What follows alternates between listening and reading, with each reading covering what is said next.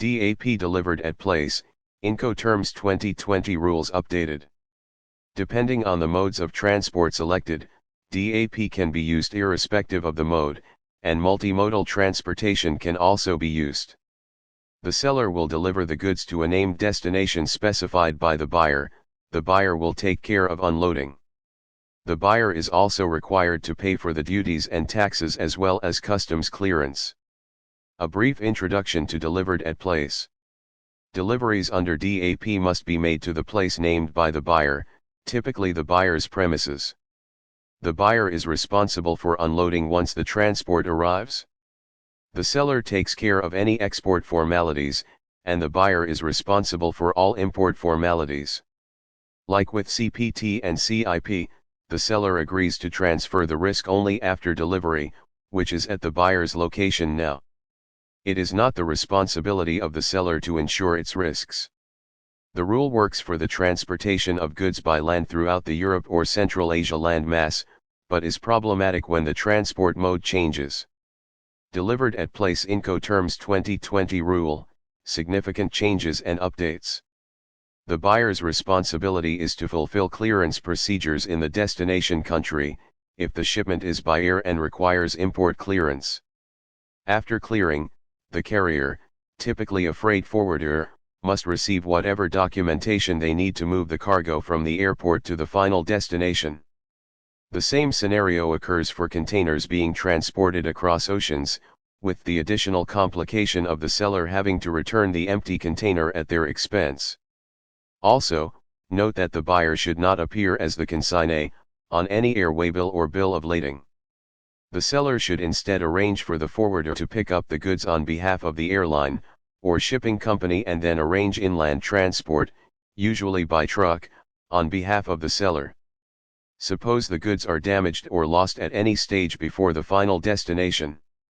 In that case, the seller would be unable to deliver and may well be in breach of contract, which would be complicated because the buyer will have already paid import duty and VAT or GST.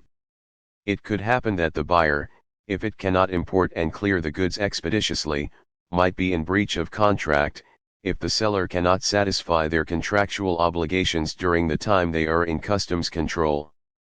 Delivered at place seller and buyer obligations, costs, and risks. The Incoterms rules cover these areas of obligations, risk, and costs in a set of 10 articles, numbered A1 B1, etc., the A articles representing the seller's obligations, and the B articles representing the buyer's obligations. In Incoterms 2020, the internal order within each Incoterms rule now follows the sequence, A1 B1 General Obligations. A1 General Obligations, Seller.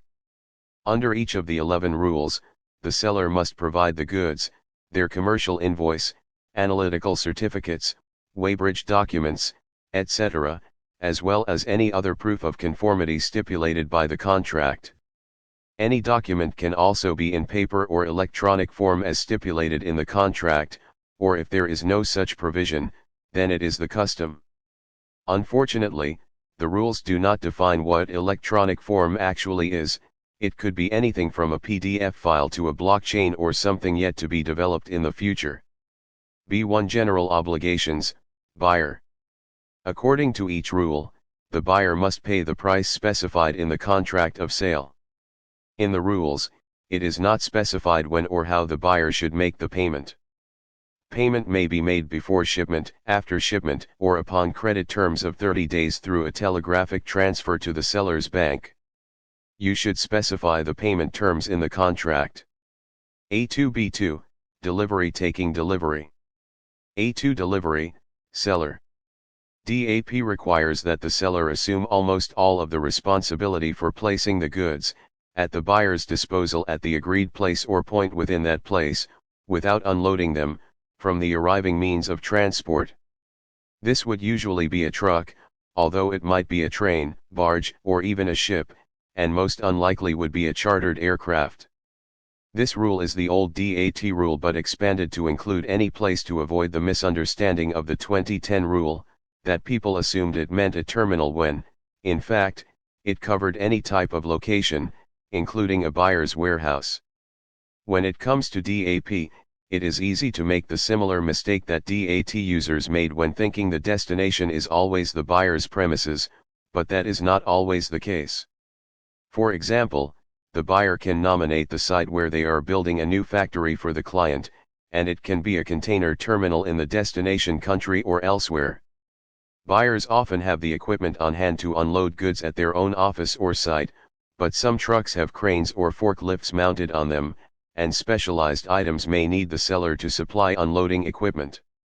It may be expected for the seller's carrier to unload the means of transport or arrange for unloadings, such as the container from the truck delivering it from the dock, or the goods from a chartered aircraft, resulting in DPU, delivered at place unloaded, rather than DAP.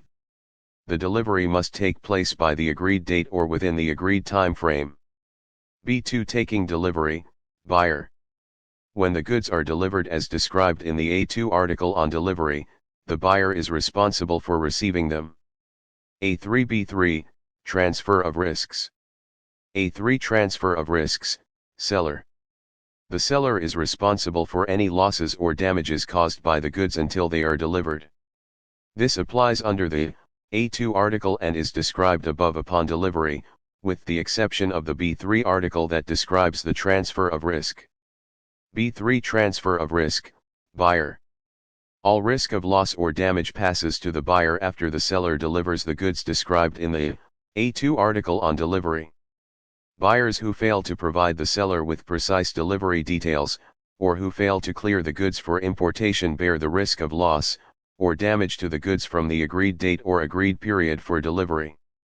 Suppose, for instance, the seller sends the goods to the buyer, and they are held indefinitely by the importation authority, since the buyer didn't arrange for the required import permit. In this situation, the risk falls on the buyer. A4B4, Carriage. A4 Carriage, seller. The seller's responsibility is to arrange for carriage to the named place of destination, or any agreed point therein if there is one. Then the carriage costs are covered by the seller. As the seller must arrange the carriage, the buyer needs to inform the seller if there is a specific point in the delivery destination, to which merchandise must be delivered. If the destination for the goods is simply stated as Budapest, Hungary, where precisely in that large metropolis does the seller's carrier leave the goods? Whether it's the buyer's premises, an empty building site, the carrier's premises, an airport, a container yard, or a quay on the river, the exact location should be agreed upon. If the buyer did not specify the location, it is up to the seller to choose a location that best suits its purposes, usually the cheapest option like a freight terminal. As long as the items are delivered at the destination, following completion of import formalities, any storage costs incurred due to delays will be the buyer's responsibility, as long as the purchaser receives all necessary documents in a timely fashion. B4 Carriage, buyer. A carriage agreement is not required to be arranged by the buyer. A5B5, Insurance. A5 Insurance, seller. A seller does not have to insure goods even though the risk of loss, or damage remains the seller's until delivery. B5 Insurance, buyer. The seller's responsibility is to insure the goods up to the delivery point, so the buyer has no obligation to do so. However, buyers must provide information to the seller for getting insurance at the seller's request. A6B6, Delivery, Transport Document. A6 Delivery, Transport Document, seller. The seller's responsibility is to provide the buyer with any documents the buyer requires to take possession of the goods. This document may take the form of a receipt that the buyer must sign, or it may take some other form agreed upon in the contract. For DAP, where the buyer is responsible for import clearance, the buyer might need a copy of the seller's transport document to prove the export and the shipment date. B6 Delivery, Transport Document, buyer. The buyer must accept the document in the A6 article on transport documents since it does not interfere with the process of transport. A7B7, Export, Import Clearance. A7 Export Clearance, seller. The seller is responsible for ensuring compliance with all export clearance formalities, including licensing or permits, export clearance, pre-shipment inspections, and any other necessary authorizations or approvals. The seller must also comply with any formalities required by any transit country, before delivery, since the point of delivery is in the importing country. There is no obligation on the seller to arrange import clearance. However, if the buyer requests, the seller must obtain documents or information regarding importation requirements, such as permits or licenses, security clearance for importation, pre-shipment inspection by import authorities, and any other official approvals or authorizations. B7 Import Clearance, Buyer. Buyers must assist sellers where needed in obtaining any documents or information required for all export-related formalities required by countries of export and transit, and any other formalities required by any other country. To import a product, all customs formalities must be completed and paid for by the buyer. Among these are licenses and permits required for imports, import clearance, security clearance during transit and import, pre-shipment inspections, or any other official documents. A8B8, Checking, Packaging, Marking.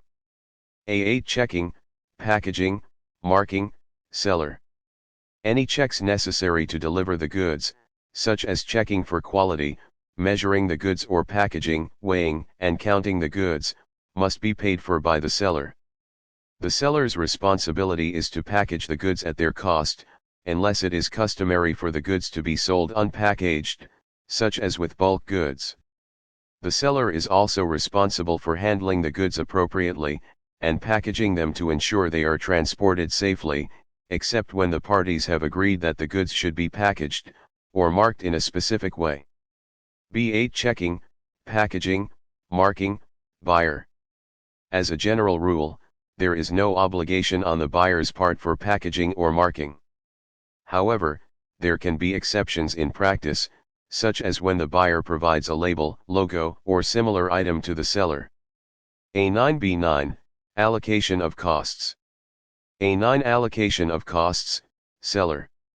Until goods are delivered, the seller is responsible for all costs, except for those that the buyer must pay, according to the B9 article on the allocation of costs.